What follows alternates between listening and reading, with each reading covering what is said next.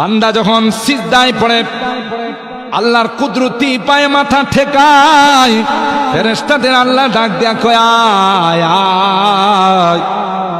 শুধু মাথায় ঠেকাইছে, ঠেকাইয়া কি কয় একটু শুন আমার বান্দা, কয় সুবহানা রাব্বিয়াল আলা।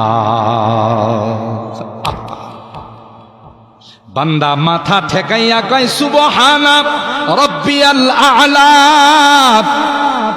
আমার রব তো সবচেয়ে উঁচা, আমার রবের সমকক্ষ কেউ নাই। লাম ইয়ালিদ ওয়া লাম ইউলাদ ওয়া লাম ইয়াকুল লাহু কুফুয়ান আহাদ। আল্লাহু আকবার বলেন। তোরা না বলেছিলে আমার এই বান্দাগুলো দুনিয়া থেকে ঝগড়া করবে, মারামারি করবে, কাটাকাটি করবে? আয় আয় দেখ তো সেজদায় মাথা ঠেকাইয়া কি কয় সুবহানাল্লাহ।